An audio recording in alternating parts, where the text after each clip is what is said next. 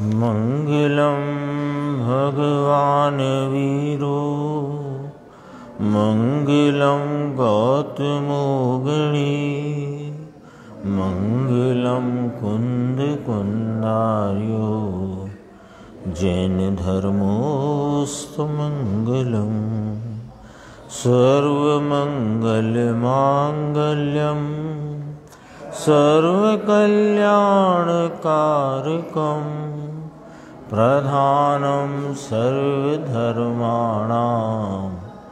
जैनं जयतु शासनं।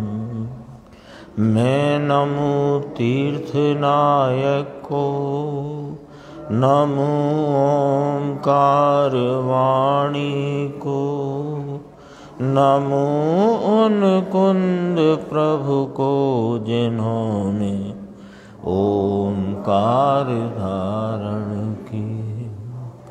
अहो उपकार जिनवर का कुंद का दिव्य वाणी का जिन कुंद ध्वनि दाता उनका हान स्वामी का।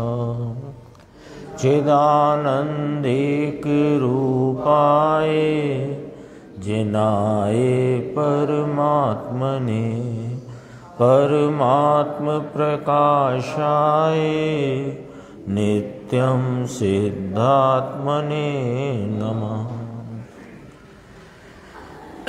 परमात्म प्रकाश नाम का ग्रंथ है और इसके दूसरे महाअधिकार में अभेद रत्नत्रय की व्याख्या करते हुए यहाँ 8 दोहे कहे 31 नंबर के दोहा सूत्र से।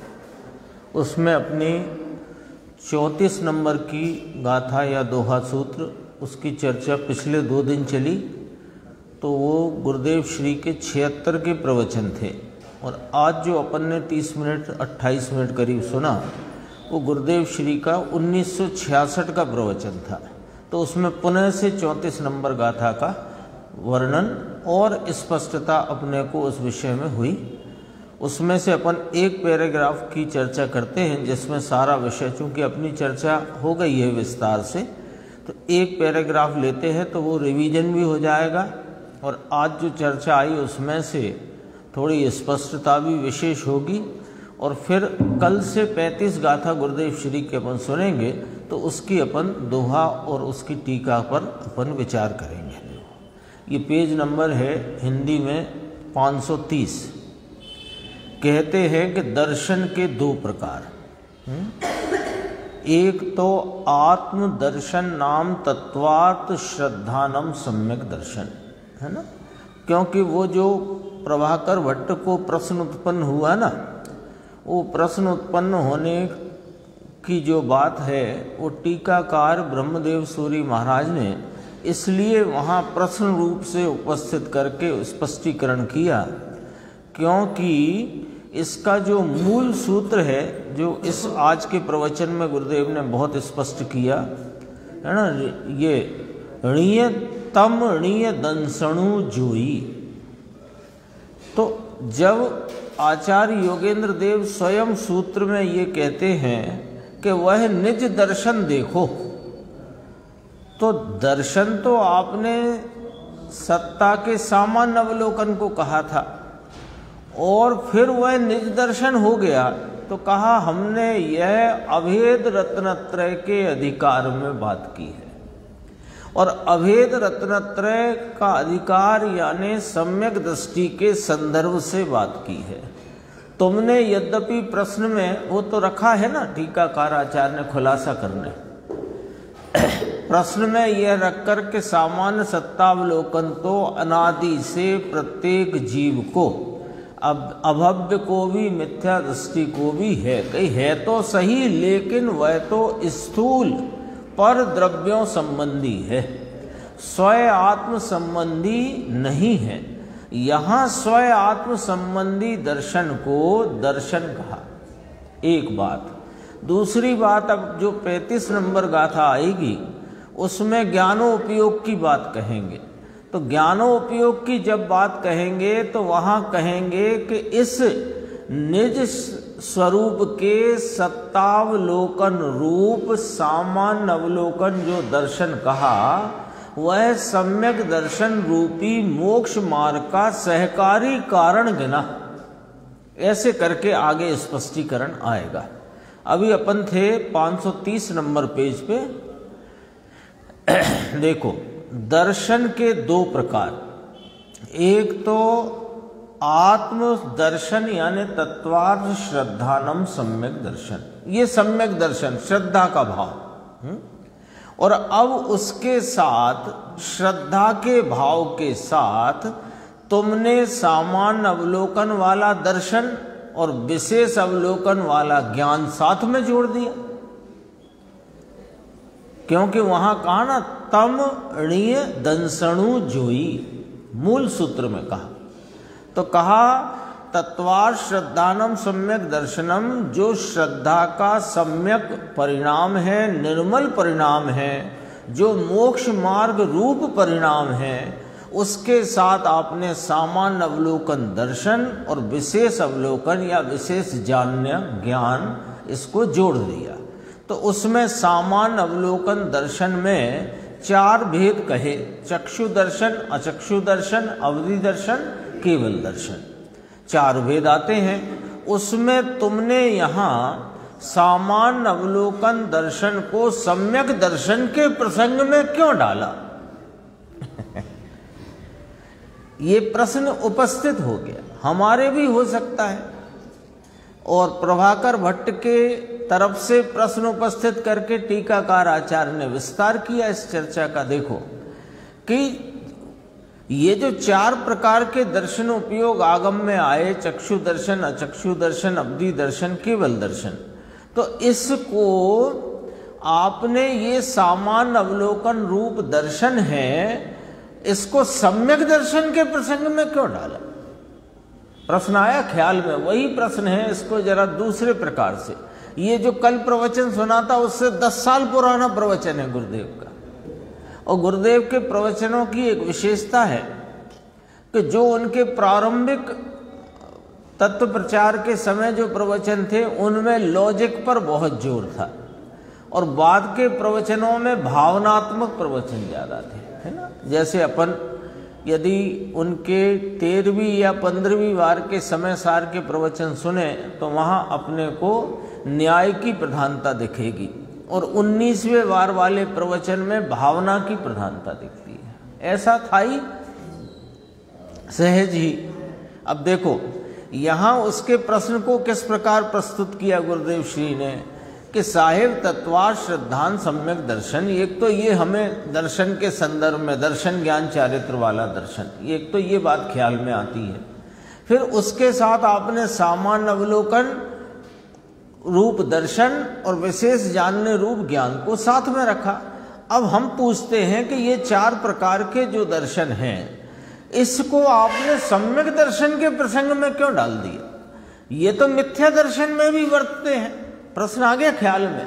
ये तो अवव्वी को मिथ्या दर्शन के काल में भी ये वाले सामान्य अवलोकन वाला दर्शन, ये तो उसको भी वर्तता है। फिर इसको सम्यक दर्शन के प्रसंग में क्यों खड़ा किया स्पेशली? क्योंकि अब वो जो सूत्र का चौथा पद, तम णीय दंसणु जोई, उसको तम नाम उसको तुम निज दर्शन देखो, ऐसा कहा। क्योंकि ऐसा सामान्य अवलोकन, प्रश्न की स्पष्टता करते हैं, क्योंकि ऐसा सामान्य अवलोकन रूप दर्शन तो मिथ्या दृष्टि को होता है। तो खुद ही ने स्पष्ट किया, वो तो परद्रव्य का। वो किसका? कि परद्रव्य का। तब शिष्य ने प्रश्न किया तो उन्होंने कहा, भाई यह तो अंतर आत्मदर्शन की बात है। मिथ्या दृष्टि को दूसरे द्रव्यों के जानने से पहले सामान्य अवलोकन भेद किए बिना होता है। क्योंकि हमारे ज्ञान में आता है ना, जैसे अभी यहाँ से जो शब्द संबंधी जानना आपको हो रहा है, वो शब्द के क्या शब्द है? आत्मा शब्द है, अवलोकन शब्द है, दर्शन शब्द है। ये भेद रूपता से जानने का जो कार्य जीव की परिणति में होता है उसके पूर्व में उसको एक सामान्य अवलोकन रूप दर्शन का परिणमन होता है और उस विषय का फिर विशेष भेद रूप ज्ञानोपयोग होता है। ऐसा ही अनादि से ये दर्शन ज्ञान के व्यापार का सिस्टम चला आया है। ठीक बात है। अब आगे बढ़ते देखो, मिथ्या दृष्टि को दूसरे द्रव्यों के जानने से पहले सामान्य अवलोकन भेद किए बिना होता है, वह तो अभव्य भव्य सबको होता है। उसकी यहाँ बात पर द्रव्य संबंधी के सामान्य अवलोकन की बात यहाँ नहीं है भाई साहब, ये कह रहे हैं। तमणीय दंसणु जोई, यहाँ वो वाली बात नहीं है। यहाँ तो अब देखो कौन सा अधिकार है, दूसरा महाअधिकार, जिसमें 3 विषय हैं कि मोक्ष का स्वरूप, मोक्ष का फल और मोक्ष का कारण। 3 विषय हैं। उन 3 विषयों की व्याख्या में पहले भेद रत्नत्रय की, मोक्ष के कारण रूप भाव में भेद रत्नत्रय की व्याख्या की और अब अभेद रत्नत्रय की मुख्यता से 8 दोहे कहते हैं। तो ये दर्शन की व्याख्या यहाँ अभेद रत्नत्रय के लिए आई है, उसकी व्याख्या करते आई है। इसलिए दोहा सूत्र में चौथे पद में कहा तम णीय दंसणु जोई, ये कहा। तो कहा कि पर द्रव्य संबंधी के सामान्य अवलोकन की बात यहाँ नहीं है। अधिकार कौन सा चलता है अपन ने अभी देखा, यहाँ तो आत्मा का सामान्य अवलोकन। अभेद रत्नत्रय में क्या लोग हैं? अभेद रत्नत्रय का विषय कौन है कि यह चैतन्य स्वरूप भगवान आत्मा, तो इसी का दर्शन, इसी का ज्ञानोपयोग, इसी की श्रद्धा, इसी में लीनता, तब तो अभेद रत्नत्रय कहलाएगा। तो ये जो इसको श्रद्धा का परिणमन हुआ, चैतन्य रूपी निज भगवान आत्मा की श्रद्धा के परिणमन हुआ, वो ज्ञानोपयोग में इसके आनंद आदि भावों के व्यक्त स्वयं संवेदन भाव के साथ हुआ श्रद्धा का परिणमन, और वहां लीनता भी हुई। तो सम्यक दर्शन, सम्यक ज्ञान, सम्यक चारित्र, तीनों भाव एक साथ खिले। उसके तो ये ज्ञानोपयोग जो हुआ, कौन सा ज्ञानोपयोग कि जिसमें चैतन्य परमात्मा के आनंद भाव का संचेतन वेदन अनुभव है, वो ज्ञानोपयोग के पहले कौन सा दर्शन उपयोग था कि स्वयं स्वरूप के अवलोकन रूप। इसलिए उस दर्शन को यहां साथ में लेकर के बात की है, ये अर्थ है इसका। यद्यपि 2 दिन में अपन ने काफी गुरुदेव श्री ने जो स्पष्टीकरण किया अपन ने देखा, उस पर विचार भी किया, और आज ये 66 का प्रवचन क्रम में आ गया और उसमें भी बहुत स्पष्टीकरण आ गया। देखो यहाँ तो आत्मा का सामान्य अवलोकन वह तत्वार्थ श्रद्धान के साथ पहले अवलोकन जो करता है ना भैया, उसे यहाँ गिनने में आया है। ले हो गया स्पष्टीकरण। अब कौन सी इसमें रह गई बात? ये अपनी 34 की बात हुई। अब अपन 35 यद्यपि अभी शुरू नहीं हुई है, लेकिन कल शुरू होगी, उसकी टीका भी विस्तार से है, तो अपन आज उसको पढ़ते हैं, विचार करते हैं, और उस पर जो गुरुदेव का प्रवचन आएगा वो अपन कल सुनेंगे और उस पर विचार करेंगे। देखो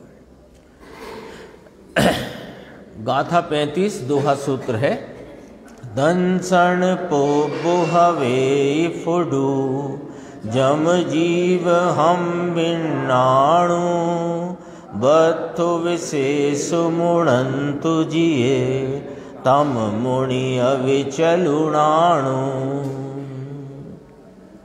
छद्मस्तों को ज्ञानोत्पत्ति के पहले होता दर्शन, वस्तु विशेषों को जाने इतना मानो वह अविचल ज्ञान। उत्थानी का है, इसमें आ गया स्पष्ट। छद्मस्त जीवों को ज्ञान उत्पत्ति नाम ज्ञान उपयोग के पूर्व दर्शन उपयोग होता है। वस्तु विशेषों को जानता हुआ जो चैतन्य का व्यापार है उसको अविचल ज्ञान जानिए, उसी को अविचल ज्ञान कहते हैं। ये यहाँ कही। आगे नाम इस गाथा में उत्थानिका पढ़ते हैं, गाथा की उत्थानिका। केवल ज्ञान के पहले छद्मस्तों के, जीव के केवल ज्ञान नहीं तब तक कौन सी दशा है? छद्मस्त है। और केवल ज्ञान किसको होता है? कि जो मोक्ष मार्ग में है। तो मोक्ष मार्गी की बात है, ऐसे करके अपन बात को समझो। ज्ञानियों की बात है, होता सभी को है, लेकिन यहाँ अपने को लेना है ज्ञानी के संदर्भ से। व्याख्या चलती है अभेद रत्नत्रय की, इसलिए है ना। देखो, केवल ज्ञान के पहले छद्मस्तों को पहले दर्शन होता है, उसके बाद ज्ञान होता है। और केवली भगवान के दर्शन और ज्ञान एक साथ ही होते हैं, आगे पीछे नहीं होते हैं। ये बात यहाँ कही जा रही है। देखो अन्वयार्थ, जो जीवों के ज्ञान है, यानी जीवों का जो ज्ञान रूपी व्यापार परिणाम, जो उसके ज्ञान उपयोग की अवस्था है, वह निश्चय करके माने वास्तव में तो दर्शन के बाद में होता है ना। लेकिन दर्शन पूर्वम भवति तत्ज्ञानम, जो ज्ञान होता है उसके पूर्व दर्शन होता है, यह ज्ञान जानो। तत्ज्ञानम, वह ज्ञान क्या है? कि वस्तु विशेषम जानन, वस्तु की विस्तीर्णता को जानने वाला है। विस्तीर्णता माने उस वस्तु के भेदों को जानने वाला है। जैसे एक उदाहरण के लिए, यद्यपि ये विषय ज्ञान कई है पर समझने के लिए, जैसे ये है तो ये है, ऐसा आपको आभास हुआ कि कुछ है, और फिर तत्काल ही माने उसके अगले ही क्षण आपको, अरे ये हाथ है जिसमें 5 उंगलियां हैं, ऐसे तो एक आभास सा हुआ, यद्यपि वो ज्ञान है पर समझना है। ऐसे आभास सा हुआ कि है। अब वो अगले क्षण ये हाथ है 5 उंगलियों वाला है, किसका है? आदि इत्यादि विस्तीर्णता को जानने वाला है ना। तो दर्शन के बाद में होता है ज्ञान, और वह ज्ञान वस्तु की विस्तीर्णता को जानने वाला है। दो बातें अपने सामने आ गई। ज्ञानोपयोग की बात चलती है। ज्ञान किसे कहना? कि जो वस्तु के विस्तृत स्वरूप को जानता है और जो कि दर्शन उपयोग के बाद होता है। दो बातें आ गई, ठीक है ना। हाँ, दर्शन पूर्वक माने दर्शन उपयोग के बाद, है ना, एक ही बात है। दर्शन पूर्वक माने दर्शन उपयोग के बाद। आप आए तो देहरी पूर्वक, तो देहरी के बाद, ऐसे। दर्शन के बाद में होता है वह ज्ञान वस्तु की विस्तीर्णता का अर्थ है वस्तु के समस्त भेदों को जानने वाला है। उस ज्ञान को हे जीव, अब ये शब्द आया था ना, देखो, इतना मानो वह अविचल ज्ञान, यानी वो ज्ञान है, अविचल ज्ञान है नहीं, वो ज्ञान है ऐसा तुम अविचलपने स्वीकार करो। जो आत्मा के चैतन्य का व्यापार रूपी भाव, जिसमें उस पदार्थ या जो पदार्थ जानने में आ रहा है उसके विस्तीर्ण भाव को जानता हुआ है, उस जो कि दर्शन उपयोग पूर्वक होता है, यानी दर्शन उपयोग के बाद होता है, ऐसा वह चैतन्य का भाव जो वस्तु के समस्त भेदों को विस्तार से जानता है, उसे तुम ज्ञान जानो अविचल रूप से, नाम संशय विमोह से रहित। देखो, संशय विमोह विभ्रम से रहित जानो। ज्ञान क्या होता है? अपना तो पहला ही प्रश्न है और आखिरी प्रश्न है। पहला ही प्रश्न ये है कि ज्ञान क्या है, और आखिरी प्रश्न भी यही है कि ज्ञान क्या है। क्योंकि जिस समय ज्ञान क्या है का जवाब मिल गया तो ज्ञान उपयोग आत्मा मिल गई, तो प्रश्न सारे समाप्त हो गए, सारे प्रश्न समाप्त हो गए। क्योंकि ज्ञान क्यों जानना? कि ज्ञायक को जानने के लिए, और ज्ञान का स्वरूप जानते ही ज्ञायक का स्वरूप जानने में आता है। आगे ज्ञानी की बात आई ना, अभेद रत्नत्रय की व्याख्या चलती है। तो इस ज्ञान के भाव को संशय विमोह विभ्रम से रहित तुम जानो। अब टीका इसकी बड़ी गंभीर और बहुत विस्तार से ब्रह्मदेव सूरी महाराज करते हैं। ब्रह्मदेव सूरी महाराज वही हैं जिन्होंने द्रव्य संग्रह की टीका की है।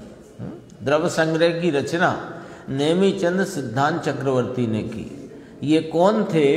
तो ख्याल में होगा कि वो जो प्रतिमा जी है ना गोमटेश्वर में बाहुबली की, चामुंड राय ने जैसे बनवाई, वो नेमिचंद सिद्धांत चक्रवर्ती के काल की बनी हुई है, और उनकी ही प्रेरणा और उनने ही समझो उसकी प्रतिष्ठा कराई। हाँ, उसमें शिलालेख में बात है ना, एक बात। और वही नेमिचंद सिद्धांत चक्रवर्ती ने गोमट सार लिखा है, और उनकी जो टीका, द्रव्य संग्रह की टीका करने वाले ब्रह्मदेव सूरी महाराज, वो इसकी टीका करते हैं। ये थोड़ा परिचय आचार्य का क्या है, किसने टीका की है, वो देखो। भावार्थ, जो सामान्य को ग्रहण करे, यानी एकदम ऐसी टीका है कि आपको लगेगा कि यदि हम पहली बार भी आए हैं तो आचार्य भगवान आपको समझा देंगे, ऐसी बात है। देखो, जो सामान्य को ग्रहण करे, सामान्य माने विशेष बिना का, तो जो सामान्य को ग्रहण करे विशेष ना जाने वह दर्शन है, तथा जो वस्तु का विशेष वर्णन आकार जाने वह ज्ञान है। ये दर्शन ज्ञान का इतना व्याख्यान किया। हो गई बात। बोलो अब किसको समझ में नहीं आया, निर्देश बताओ। दर्शन किसे कहना? कि जो सामान्य को ग्रहण करे, विशेष ना जाने। वो परिभाषा वो जो याद करिए वो अभी याद रखो, अभी ये वाली याद रखो, है ना।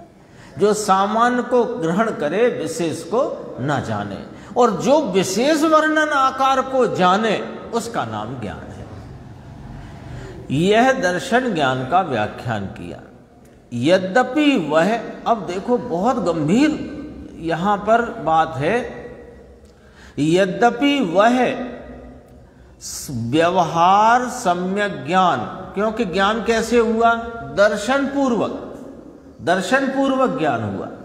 यद्यपि वह व्यवहार सम्यक ज्ञान, ये व्यवहार सम्यक ज्ञान का, व्यवहार शब्द क्यों लगाया और सम्यक शब्द क्यों लगाया? कि सुनो, कि जैसा सर्वज्ञ देव ने कहा, कैसा कहा? कि जैसा उन्होंने जीव का स्वरूप देखा जाना वैसा कहा, और जैसा उन्होंने कहा उस वर्णन उपदेश के आधार से हमने जाना। तो जाना तो सच्चा है तो सम्यक कहा, लेकिन परलक्षी है तो व्यवहार कहा। ख्याल में आ गई बात? वह व्यवहार सम्यक ज्ञान शुद्धात्मा की भावना के व्याख्यान के समय प्रशंसा योग्य नहीं है। लो, क्या कह दिया ये बात गंभीर कही है। आगे नीचे और बहुत गंभीर चर्चा है इसके अंदर, इसलिए अपन ने आज की पूरी स्वाध्याय इस गाथा के लिए रखी, ताकि आगे गुरुदेव के व्याख्या को अपन कल उसका विस्तार समझेंगे, उसका और खुलासा, स्पष्टीकरण, बारीकियां वो अपने को गुरुदेव से मिलेंगी। देखो, यह व्यवहार सम्यक ज्ञान कौन सा है? व्यवहार सम्यक ज्ञान कि जो परलक्षी चैतन्य के व्यापार में, जो सर्वज्ञ भगवान के शुद्धात्म संबंधी विषय का व्याख्यान, उसको जानने में तो देखने पूर्वक जानना है ना, वो साथ में रखना। तो उसको जानने में जो हमने जाना वो प्रशंसा योग्य नहीं है। लो, क्यों नहीं है कि सुनो, शुद्धात्मा की भावना के व्याख्यान के समय, शुद्धात्मा की भावना क्या है कि शुद्ध आत्म रूप उपयोग का परिणमन हो, वो शुद्धात्मा की भावना है। यानी निश्चय, सम्यक दर्शन, सम्यक ज्ञान, सम्यक चारित्र रूप अपनी ज्ञान दशा में अपने ज्ञायक भगवान को स्वयं संचेतन पूर्वक, अनुभव पूर्वक, स्वाद पूर्वक जानने का जो व्याख्यान किया जाए, तो उसमें ये परलक्षी जानना ये प्रशंसा के योग्य नहीं है।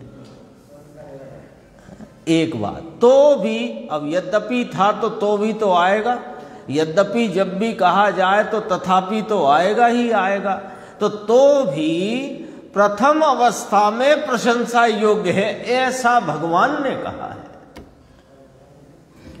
अब प्रथम अवस्था माने क्या कि जब शुद्धात्म स्वरूप की भावना, यानी शुद्धात्म स्वरूप के अनुभव के पहले होने वाले उस विकल्पात्मक ज्ञान को शुद्धात्मा की भावना हो जाने से उसको भी प्रशंसा के योग्य कहा। पॉइंट समझना बिल्कुल बहुत ही बारीक है, बहुत ही गजब की बात है। ये कैसी बात है महावीर भाई साहब कि सारा जितना अपने अंदर भ्रांति का जो बवंडर मचा हुआ है वो बवंडर चला जाए, ऐसी यहां चर्चा चलती है। भ्रांति का बवंडर है ना यहां, तभी तो ये चैतन्य परमात्मा हाजरा हुजूर होने पर भी दिखाई नहीं देता, भ्रांति के बवंडर के कारण। वो बवंडर ऐसा शांत हो जाएगा, ये बात समझ लोगे तो। देखो क्या कहते हैं, है ना, मुझे याद आ गई वो प्रवचन सार की गाथा, नंबर याद नहीं आ रहा है ना, आगम चेष्टा तदो जेठा, आगम चेष्टा ही ज्येष्ठ नाम श्रेष्ठ है। ये बात क्यों? एक तरफ कहते हो कि ये शास्त्रों में लगती हुई बुद्धि व्यभिचारिणी है, फिर एक तरफ कहते हो आगम चेष्टा तदो जेठा। क्या आपके कथन का महाराज हमें भाव समझ में नहीं आता कि भाई यदि तेरी बुद्धि उसी में दौड़ती रही आगम में, और उसमें कहे हुए वाच्य स्वरूप शुद्धात्मा का जिसने ग्रहण नहीं किया, तो व्यभिचारिणी ही नाम देंगे। लेकिन इस शुद्धात्मा जिसे ये जीव अनादि से जानता नहीं, इसका स्वरूप इसे मालूम नहीं, और अपने ही स्वरूप में इसे भ्रांति का बहुत भारी भाव पड़ा हुआ है, उस भ्रांति को दूर करने के लिए जिनेंद्र परमात्मा के उपदेश का अभ्यास करना इस चैतन्य परमात्मा के अनुभव की व्याख्यान में तो कोई प्रशंसा के योग्य नहीं है। तथापि जो इसका अनुभव करता है उसको ये पूर्व में होने वाला विकल्पात्मक जो शास्त्र से हुआ उपदेश से प्राप्त ज्ञान वो प्रशंसा के योग्य है। ये व्यवहार निश्चय का खेल क्या है ये समझो। अपन कहते हैं ना व्यवहार निश्चय का सुमेल होना चाहिए। अरे आप जो कहते हो उसकी बात तो समझो। व्यवहार निश्चय का सुमेल इस प्रकार है कि जिसको निश्चय स्वरूप आत्मा अपने अवस्था दशा में अपनी पर्याय में प्रकट हो गया है, उसके पहले को व्यवहार कह करके यहां बताया है, सो सुमेल है। व्यवहार करने से निश्चय प्रकट होता है, ये तो जिनेंद्र परमात्मा की आज्ञा की अवज्ञा है। साफ सुथरी बात है। व्यवहार करते करते निश्चय होगा, ये बात जिनेंद्र परमात्मा की आज्ञा की अवज्ञा है। और जो जिनेंद्र परमात्मा ने जिसका आलम्बन लेने को कहा उसका आलम्बन लिया तो पूर्व में जो उपदेश तुमने ग्रहण किया था उसका अब सुमेल हो गया। हाँ, ये सुमेल हो गया। ऐसे ही बोलने बालने में क्या होता है, सभा में लोग बैठे हैं, बोलने वाला बैठा, इतने ही दो लोग होते, सुनने वाले कुछ लोग और एक बोलने वाला। बोलने वाला बड़ी लच्छेदार बातों में ऐसी ऐसी सुमेल सुमेल करके सुनाए और सुनने वाला मस्त हो जाए। इसके लिए नहीं है ये धंधा। ये जिनेंद्र परमात्मा की असल बात चलनी चाहिए, क्योंकि सभा रंजन करना तो अन्य और विषयों के द्वारा भी हो सकता है। सभा का रंजन नाम उनका चित्त लग जाए, ऐसा काम तो और विषयों के द्वारा भी हो सकता है। लेकिन जिनेंद्र परमात्मा के द्वारा कही गई परम हितकारी ये जो बात है, वो बात कड़वी भी हो और सभा को रुचे के ना रुचे, बात तो यही होनी चाहिए।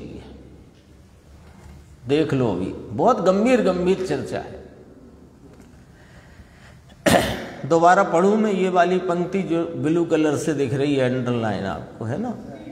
यद्यपि वह व्यवहार सम्यक ज्ञान शुद्धात्मा की भावना के व्याख्यान के समय, एक एक हिज्जे कर लो इसके। कौन सा व्यवहार सम्यक ज्ञान? कि जो शास्त्र के द्वारा जाना हुआ शुद्धात्मा का यथार्थ स्वरूप, उसका नाम व्यवहार सम्यक ज्ञान।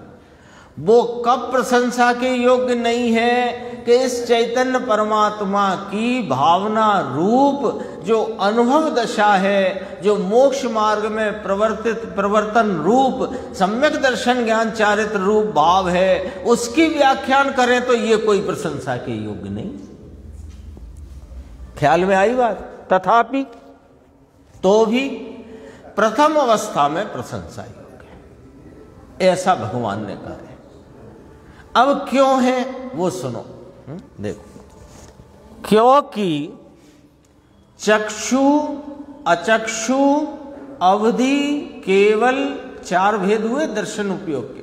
चक्षु अचक्षु अवधि केवल के भेद से दर्शन उपयोग 4 तरह का होता है।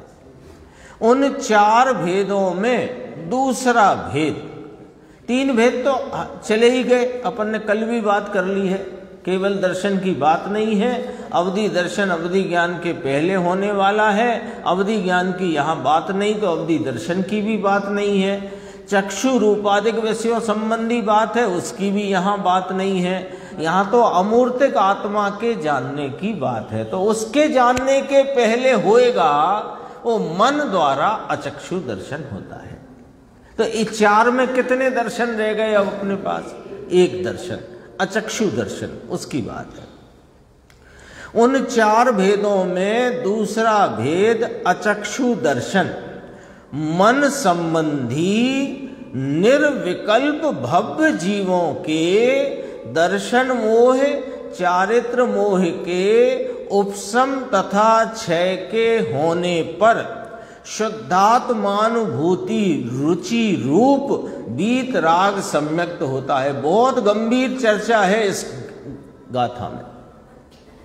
टीका ही कितनी गंभीर है, देखो दोबारा से है। दर्शन उपयोग 4 प्रकार के, 4 प्रकार के चक्षु अचक्षु अवधि केवल। उनमें 4 में यहां जो प्रसंग किसका चलेगा? अचक्षु दर्शन का। क्यों चलेगा? क्योंकि मन के द्वारा जो दर्शन है उसकी बात चलेगी, ठीक है। क्योंकि अमूर्तिक विषयों को ये 5 इंद्रियां तो जानती नहीं। अमूर्तिक विषय को मन द्वारा जानने का प्रावधान है, व्यवस्था है, वस्तु की व्यवस्था है, ज्ञान के स्वरूप ऐसा है। अब देखो, अचक्षु दर्शन किसको, कैसा के मन संबंधी, कैसा है निर्विकल्प, किसको है भव्य जीवों। कितनी बात ली? अचक्षु दर्शन यानी मन द्वारा विषय का सामान्य अवलोकन। विषय कौन है? नित्य चैतन्य परमात्मा, ठीक है। तो मन द्वारा अपने चैतन्य परमात्मा का 34 का विषय इसमें डाल करके 35 की चर्चा है। मन द्वारा अपने चैतन्य स्वरूप का सामान्य अवलोकन, इसका नाम है मन संबंधी निर्विकल्प। निर्विकल्प माने सामान्य देखना, सामान्य अवलोकन, सामान्य देखना। किसको? कि भव्य जीवों को। कब? भव्य जीवों को। क्या होता है अचक्षु दर्शन? मन संबंधी निर्विकल्प सामान्य स्वरूप अवलोकन, इसका नाम हुआ अचक्षु। यहां कौन सा अचक्षु दर्शन लेना है? अज्ञानी का नहीं लेना, वो पर संबंधी का। यहां लेना है ज्ञानी का, है ना? वो जो वहां पढ़ के आए तम णीय दंसणम जोई, वो वाला लेना है। ठीक है, तो क्या मन संबंधी निर्विकल्प भाव है, वो अचक्षु दर्शन है। एक यानी क्या होता है कि अचक्षु दर्शन होता है। किसको होता है? कि भव्य जीवों को होता है। और जब कब होता है? कि दर्शन मोह चारित्र मोह के उपशम तथा क्षय के होने पर होता है। ठीक है, और उसमें क्या हो जाता है ऐसा होने से? कि शुद्धात्मानुभूति रुचि रूप वीतराग सम्यक्त होता है। किसी को भी कोई बात समझ में नहीं आ रही हो तो कह सकते हैं, पूछ सकते हैं। संक्षेप में यदि हाल के हाल हो सकेगा तो हाल के हाल, नहीं तो बाद में अपन स्पष्टीकरण कर सकते हैं। आधा अधूरा घर ले जाने की जरूरत नहीं है, पूरा लो। हाँ बिल्कुल, माल भर भर के लो। है ही अपने पास जब आचार्य परमात्मा का इतना माल। कोई प्रश्न हो तो पूछ सकता है, दिक्कत नहीं है। लेकिन आधा अधूरा मत करना भैया। और जो आधे अधूरे टाइम पे आएंगे तो आधा अधूरा ही ले जाएंगे, पूरे टाइम पे आएंगे पूरा मिलेगा। देखो अभी इसमें एक बात गंभीर आ गई, आप लोगों ने ध्यान दे दिया होगा, और नहीं दिया होगा तो हम दिलाते हैं ध्यान। वीतराग सम्यक्त होता है। दोबारा से कहते हैं, क्या होता है अचक्षु दर्शन? कैसा होता है? कि मन संबंधी निर्विकल्प सामान्य अवलोकन। वह किनको होता है? कि भव्य जीवों के। कब होता है? कि जब दर्शन मोह चारित्र मोह का उपशम अथवा के क्षय होता है, तब होता है। और उससे क्या होता है? कि शुद्धात्मानुभूति रुचि रूप वीतराग सम्यक्त होता है।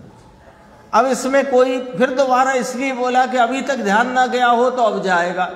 यहां दर्शन मोह अकेला नहीं लिया, चारित्र मोह का भी उपशम क्षय लिया है सम्यक्त के काल में। सम्यक्त के काल में आचार्य ब्रह्मदेव सूरी ने चारित्र मोह का उपशम तथा क्षय लिया है कि नहीं लिया? दोनों लिए कि नहीं लिए? तो जिनको ये प्रश्न रहता हो कि सम्यक दर्शन के साथ अभी चारित्र की उत्पत्ति नहीं, तो उनको ये समझ लेना चाहिए कि यहां स्वरूपाचरण चारित्र प्रकट हो गया।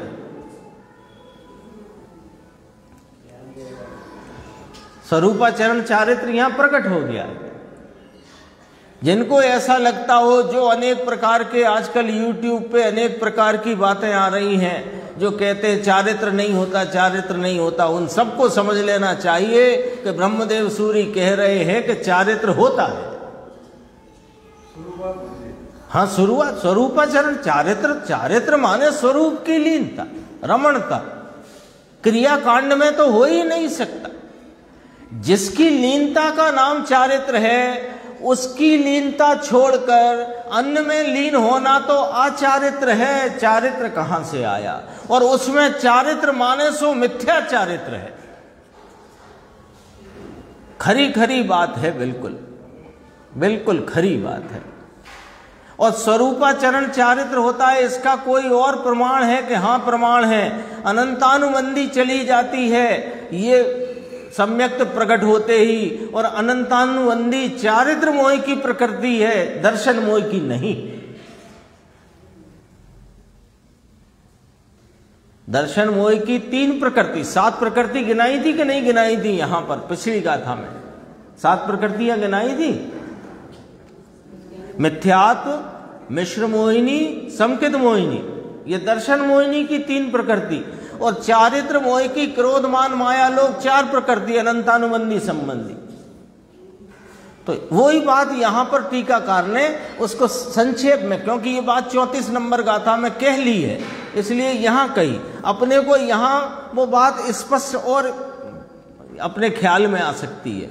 दर्शन मोह चारित्र मोह के उपशम तथा क्षय के होने पर शुद्धात्मानुभूति रुचि रूप वीतराग सम्यक्त होता है, और शुद्धात्मानुभूति में स्थिरता रूप वीतराग चारित्र होता है। लिखा ना यहां पर। उस समय अब पूरी चर्चा का यहां सार अपने सामने आता है। उस समय पूर्वोक्त सत्ता के अवलोकन रूप मन संबंधी निर्विकल्प दर्शन निश्चय चारित्र के बल से विकल्प रहित निज शुद्धात्मानुभूति के ध्यान से सहकारी कारण होता है। कितनी ये वैज्ञानिक टीका है, वैज्ञानिक टीका है। देखो अभी अपन ने जो आपको ये थोड़ा पिंक कलर में दिख रहा है ना, वो कलर बदल जाते हैं इसलिए मुझे वहां देखना पड़ता है। पिंक कलर दिख रहा है ना, वो पिंक कलर में कितनी बात आ गई, वो पहले ख्याल में ले और कील ठोक दो उसकी। क्या बात आ गई? बिल्कुल महावीर भाई साहब ध्यान देना बात को, है ना। क्या कहते हैं कि जो अचक्षु दर्शन पूर्वक जो ज्ञानोपयोग हुआ, उस ज्ञानोपयोग में यह चैतन्य आत्मा विषय हुआ, तो उस विषय होते ही वहां श्रद्धा का परिणमन हुआ, तो दर्शन मोह और चारित्र मोह का उपशम तथा क्षय हो जाता है, और वीतराग सम्यक्त तथा वीतराग चारित्र का जन्म हो जाता है। यही बात आई थी। अब येलो वाले पे आ जाओ। तो पूर्वोक्त सत्ता के, पूर्वोक्त सत्ता माने यह चैतन्य निज ज्ञायक भगवान सत्ता, उसके अवलोकन रूप, अपने ज्ञायक भगवान के सामान्य अवलोकन रूप मन संबंधी निर्विकल्प दर्शन माने सामान्य अवलोकन। यहां रुक जाओ, सामान्य अवलोकन। अब नीचे आ जाओ। सहकारी कारण होता है। कार्य क्या संपन्न हुआ जो अपन ने पिंक कलर वाली हाईलाइट में देखा, पिंक कलर वाली हाईलाइट में देखा, क्या कार्य हुआ है? कार्य क्या हुआ, बस इससे मतलब अपने को, और पीछे की सब बात आ गई। कार्य क्या हुआ है कि शुद्धात्मानुभूति रुचि रूप वीतराग सम्यक तो वीतराग चारित्र प्रकट हुआ है। ये बात आ गई। ये जो कार्य हुआ इसमें वो जो चैतन्य सत्ता के सामान्य अवलोकन रूप जो मन के द्वारा हुआ है, जो मन के द्वारा होने वाले अचक्षु दर्शन में इस चैतन्य सत्ता का सामान्य अवलोकन रूप जो भाव हुआ है दर्शनोपयोग, वो सहकारी कारण है। किसका? वो वीतराग सम्यक्त और वीतराग चारित्र का। ये बात यहां 35 नंबर की गाथा की टीका में आचार्य परमात्मा फरमाते, गजब बात करते हैं न। सच कभी कभी लगता है ये पढ़ते हुए समझते हुए अपने को कि आचार्य भगवान ने कितनी कृपा की अपने ऊपर, कितनी कृपा की। कैसे कैसे तो लिखते थे, है ना। अब तो कितने साधन है, उस जमाने में तो साधन भी नहीं थे। या तो वो सूखे हुए पत्ते पे कांटों से गौंच गौंच के लिखते थे जिसमें खुद के ही हाथ लूह लुहान हो जाए, अथवा तो वो कुछ पेड़ वेड़ की कुछ स्याही व्याही से, यानी कितनी मुश्किलों से लिखी होंगी ये बात। ये 12वीं 13वीं शताब्दी में लिखी हुई बातें हैं, टीका। और मूल सूत्र जो लिखे गए वो 6वीं शताब्दी के हैं, आज से 1500 वर्ष पहले।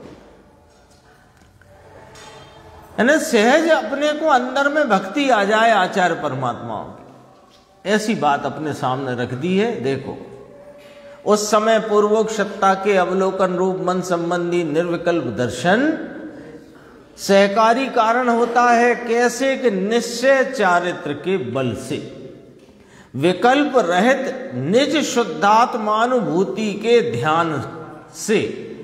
वो कार्य क्या हो रहा है कि निश्चय चारित्र का बल, निश्चय चारित्र माने स्वरूप में उपयोग की रमणता रूपी ध्यान, वो जो शुद्धात्मानुभूति का रूपी जो ध्यान है उसमें वो मन संबंधी अचक्षु दर्शन सहकारी कारण है। मन के द्वारा ध्यान नहीं होता है, क्योंकि जो आत्मा का, इस अतीन्द्रिय आत्मा का जो उपयोग की एकाग्रता रूपी, उपयोग के लगे रहने रूपी जो ध्यान रूपी कार्य है, ध्यान की परिभाषा भी 1 सेकंड में सुन लो, उपयोग का एक ही विषय में लगे रहना, इसका नाम ध्यान है। तो इस चैतन्य आत्मा के में रमणता रूपी उपयोग का लगा रहना, वो कार्य में मन नहीं मन का कार्य नहीं, वो मन के द्वारा होता नहीं। लेकिन उस कार्य में जो पूर्व में, इस ज्ञानोपयोग के पूर्व में जो दर्शन उपयोग हुआ चक्षु दर्शन, उसमें मन के द्वारा हुआ चक्षु दर्शन वो सहकारी कारण गिनने में आया है ना। वो अब उपादान निमित्त की चिट्ठी जिनने सुनी थी अभी अपने वार्षिक उत्सव में, उसमें द्रव्यार्थिक नय के जो कहे थे उसमें लगा लेना एक भंग, शुद्ध निमित्त शुद्ध उपादान। भंग लग जाएगा, ये लगेगा कि नहीं लगेगा? शुद्ध निमित्त शुद्ध उपादान, ये भंग लग गया इसमें।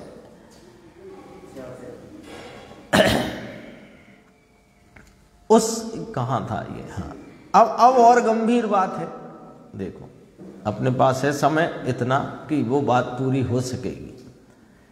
इसलिए अब देखो यहां तक बात समझ, इसलिए आ गया ना, इसलिए है ना कि इन्होंने 5 रुपए की एक चीज खरीदी, उसको 7 रुपए में बेचा, इसलिए 2 रुपए मुनाफा हुआ।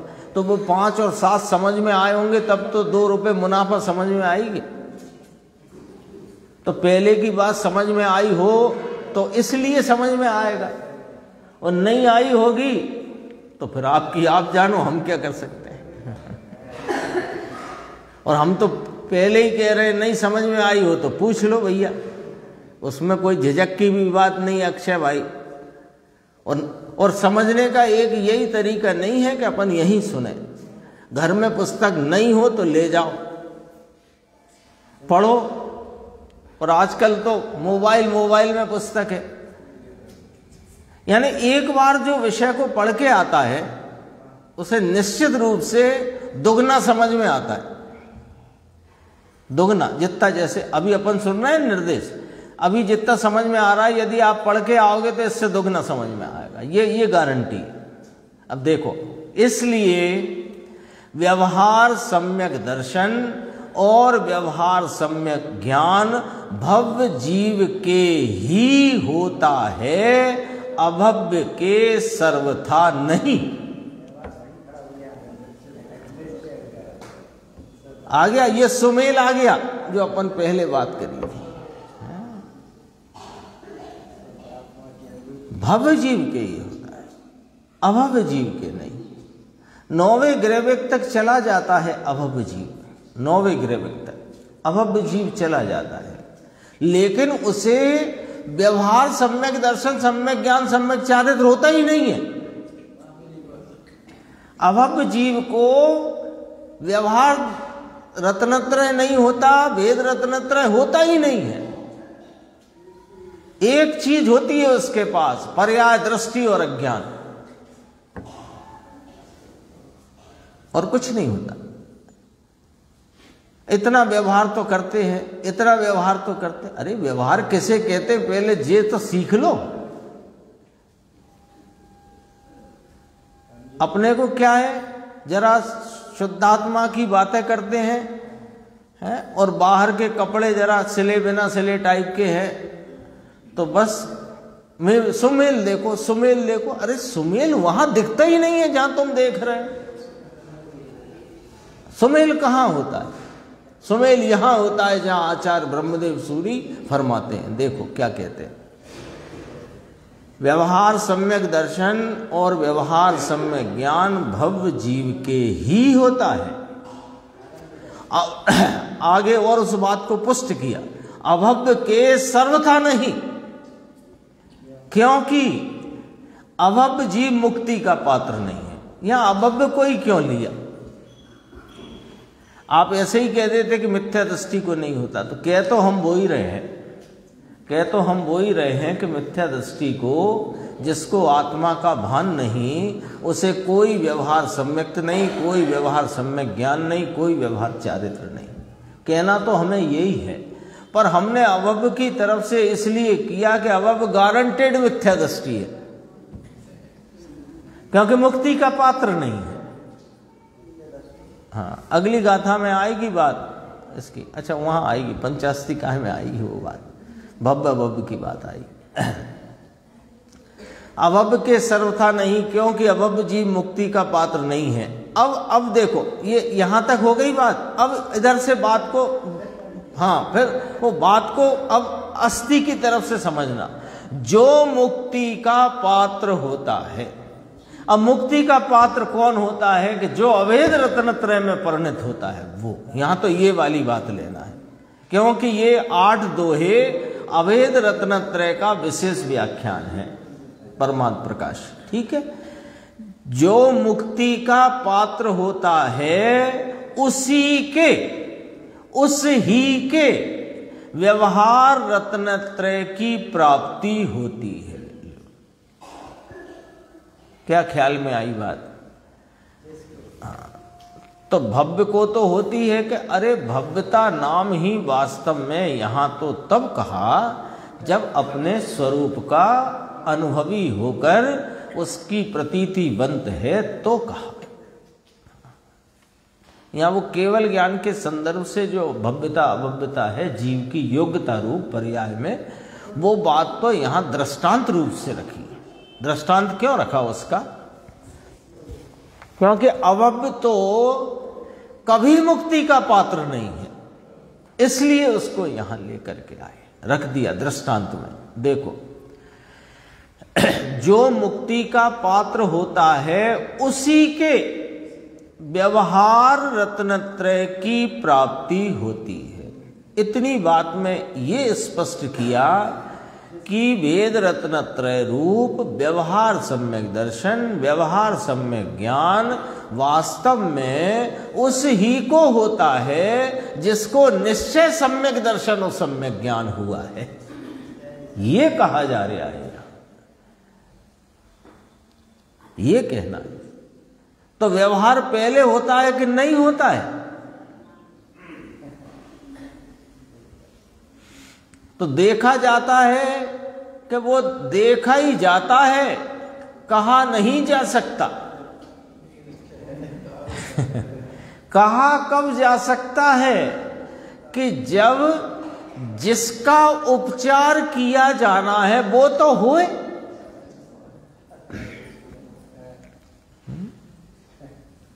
दूल्हे के छोटे भाई को अनवर बना के बैठाते ना घोड़े पे, तो वो अनवर कब कहलाए? कि दूल्हा तो होए। बाहर में 150 व्यक्ति बिल्कुल टाई सूट में घूम रहे हैं, बारात कब कहलाए? कि दूल्हा तो होए। तो वो जो कुछ दिख रहा है तुम्हें, वो व्यवहार कहलाता ही नहीं। कब तक?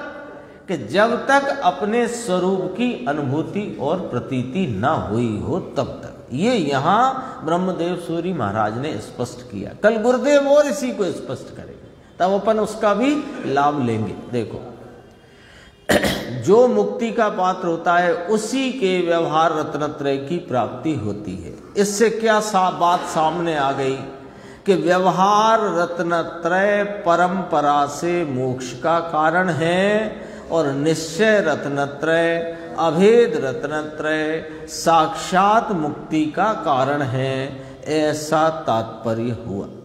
परंपरा कारण का अर्थ अभाव रूप कारण और साक्षात कारण का अर्थ साथ में रहने वाला कारण। अपन तो ऐसी व्याख्या समझते हैं। साक्षात कारण क्यों कि सिद्धों के भी वो सम्यक दर्शन ज्ञान चारित्र का परिणमन पाया जाता है और व्यवहार का परिणमन तो केवल ज्ञान होते ही छूट जाता है। वो मार्ग रूप है, फल रूप नहीं। मार्ग रूप माने मार्ग में होता है, यद्यपि कि वो स्वयं मार्ग नहीं, परंपरा से मोक्ष का कारण है और निश्चय रत्नत्रय साक्षात मुक्ति का कारण है, ऐसा तात्पर्य हुआ। इस पर गुरुदेव की व्याख्या अपन कल सुनेंगे और फिर उस पर अपन आराम से चर्चा